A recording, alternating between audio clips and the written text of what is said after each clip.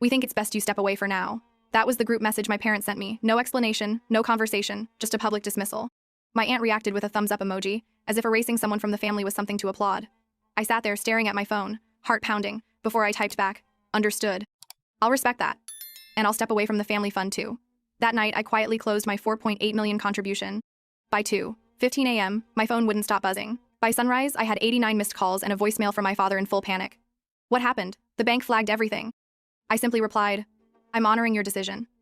What they didn't know was I had spent years preparing for this moment, and when the family tried to push me out, they accidentally pushed me straight into power.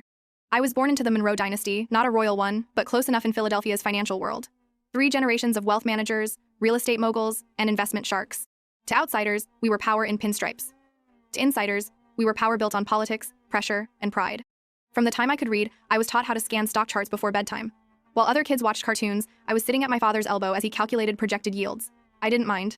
I loved the numbers, I loved the challenge, I loved being part of something bigger. But what I didn't realize was no matter how sharp I became, I would never be truly seen. At Stanford, I graduated early with a double major in quantitative economics and computer science. I turned down high-paying offers on Wall Street to come home and join Monroe Asset Group, the family firm.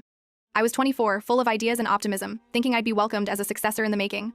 Instead, I was placed under my cousin Reed, a man who barely passed his finance classes and spent more time at golf courses than the trading desk. "He's been here longer," my father said, patting my arm. "You'll learn how we do things." Reed had been there 8 months longer. Over the next 7 years, I generated strategy reports that outperformed every other team. My algorithmic investment models were pushing returns 8–12% above market benchmarks. But in meetings, Reed presented my findings with a smug smile, like he'd done the work himself. My father always nodded in approval, never once calling it out. It was like my value only existed in the shadows, useful, but not credited. Present, but never central.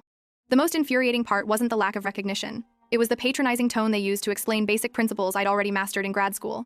My uncle said I overcomplicated things. My Aunt Georgia once leaned in and said, "Honey, men don't like women who seem too sharp. Let them feel needed." I learned to nod and smile.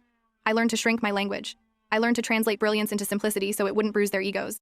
But behind the silence, I was building something else, something of my own. While the rest of them were busy acquiring beach houses or arguing over legacy portfolios, I was pouring weekends into side ventures, developing proprietary algorithms, and mentoring founders of fintech startups. I told no one. I didn't need their validation. I didn't even need their money. Still, a part of me held on to hope that one day, they'd look at me and say, "We were wrong, you belong at the head of the table." That day never came. Instead, what came was a group message, 7 words that would unravel everything I thought I owed them. "We think it's best you step away for now." And with that, the story didn't end. It began.